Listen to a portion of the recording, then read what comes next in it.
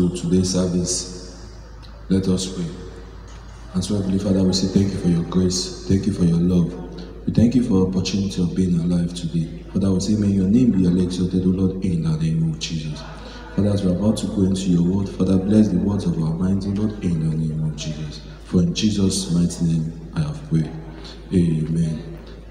At this point in time, I want to appreciate the church, the deaconesses and the deacons, and most especially the church pastor for the love and gifts and support they have given to us during this youth week. We say, may the Lord continue to bless and keep us, O Lord, in the name of Jesus. At this point in time, I want to welcome the church pastor, Reverend Akintunde Kayode. Good morning, sir. So I want to thank you for the love you have shown us throughout this youth week.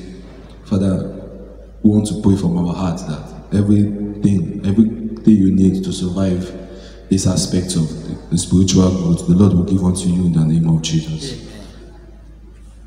As I'm about to return this word of the church, the key of the church to you, sir, I return it in the name of the Father, Amen. The name of the Son, Amen. And the name of the Holy Spirit. Amen. Thank you, sir.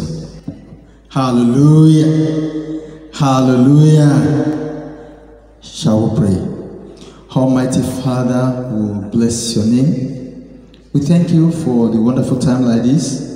Thank you for the success of 2020 Youth Week. We give you praise for our Youth Week pastor, Pastor Ademola Agbola, and his team. We return all glory to you. Take glory, Lord, in the name of Jesus Christ. Father, I pray as we go into today's message, I ask, oh God, that Lord will bless the meditation of our hearts. In Jesus' name we have prayed. Amen. The topic of today's message is Pharaoh's agenda and its implication. Pharaoh's agenda and its implication. We take the text from the book of Exodus chapter 8 and chapter 10. Book of Exodus chapter 8 verses 25 to 28. Exodus chapter 8 verses 25 to 28. Bible says, and Pharaoh called for Moses and for Aaron and said, go ye, sacrifice to your God in the land.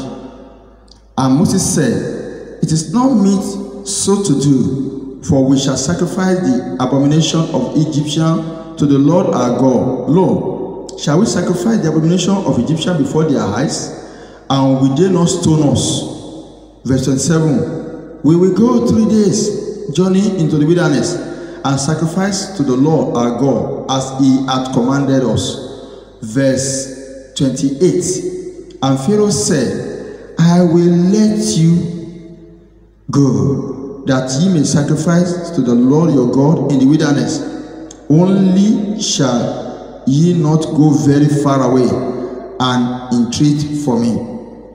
Now, chapter 10, verses 10 to 12. Chapter 10, verses 10 to 12. Bible says, and he said unto them, let the Lord be so with you, as I will let you go, and your little ones. Look to it, for evil is before you. Verse 11, not so, go now, ye that are men, and serve the Lord, for that ye did desire. And they were driven out from Pharaoh's presence. Now I read verse 24, which is the last verse. Verse 24, which is the last verse. And Pharaoh called unto Moses and said, go ye, serve the Lord, only let your flocks and your herd be stayed. Let your little one also go with you. In today's text, we will see the dialogue between Pharaoh and Moses. Pharaoh offered Moses 4 shortcuts to releasing the people from bondage. We find it in verse 25, 28, then chapter 10, verse 11 and verse 24. none of the four conformed to God's specific instructions.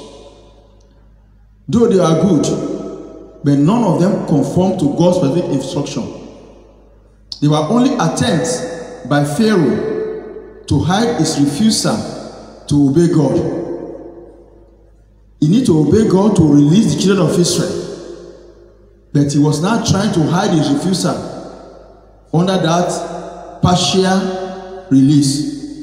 So we shall consider one of these release order. And we have about 4 of them, but we'll consider only one. So Pharaoh's agenda and the implication in Exodus chapter 10 verse 11. Exodus chapter 10 verse 11 says, "Not so, go now ye that are men, and serve the Lord." He said the men should go, but they should leave their family behind. The agenda of Pharaoh was that if the men were alone, if the men went alone, they would return back to their family. And what is the implication? The purpose of God for liberating the children of Israel will not be fulfilled, will be defeated if Moses had agreed. So, and we see that in nearly all Christian churches today, we will see that children, women, and aged take largest percentage. Now, Mr. COVID-19 is saying this age group should not come and worship for now. We need to understand. We need to understand all this. And when we look at the language register of this coronavirus time, the COVID-19, say that a new normal. And I often hear people saying it, that the earlier we accept the new normal, the better. Moses refused to accept the new normal of his time because there were some items in this new normal that were tantamount to compromise. So he rejected it. Though God can be worshipped anywhere, yet the prescription for worshiping God must be followed. It must be followed. He said they can worship God in Egypt. But to worship God in Egypt revere their animal. They don't sacrifice animal. Because they believe that once anybody died, he may reincarnate to become animal. So if you hit that animal, you are hitting their ancestors. So they don't like eating the animal. So if they now begin to sacrifice and kill the animal, it may agitate the wrath of the Egyptian. So Moses understood all this, and he knew God's prescription for worshiping him. And we see that justification of NCDC and government on church reopening is that they are protecting us. We thank God. But let us look at its implication on our spiritual life. Number one implication, we find it in Hebrews chapter 10 verse 25, where the Bible says, "Do not forsake the assembly of one another." It is an attack on our communal life. It is our attack on our koinonia. It is attack on the fellowship. Number two, the book of Joel says, Joel chapter 2 verse 28, say, "I will pour out my spirit upon all flesh, and all your younger ones shall prophesy." Bible says that your old one will dream dreams, and your young men will see vision. Now there will be loss of dream for the aged if they are scrapped out from the church. Then number three, there will be loss of spiritual gift for the youngs. Bible says that our young one will prophesy. There will be loss of spiritual gift for them. Joel chapter 2 verse 28. And the worst that will not happen is that we now begin to breed a generation that won't know God. Judges chapter 2 verse 10. Bible says that after Joshua had died and all the generation with him, that there arose the generation that do not know God again. If that age 0 to 15 do not come to church, that means we are breeding generation that do not know God. What will now be the church response?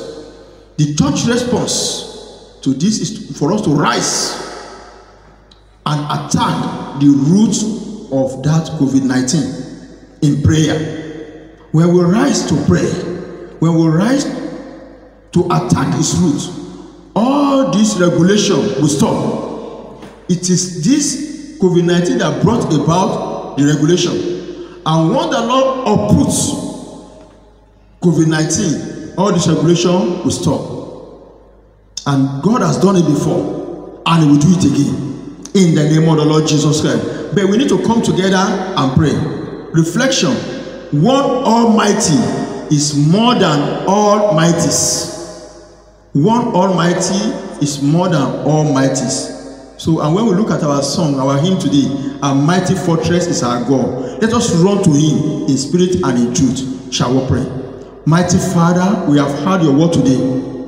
You are the Almighty God, and we want you, Lord God, to show your mightiness upon the situation in the world. This COVID-19 is a tree that you have not planted. We ask, Lord God, to uproot it, that people will worship God in spirit and in truth. Thank you, Jesus. In Jesus' name we have prayed. Amen.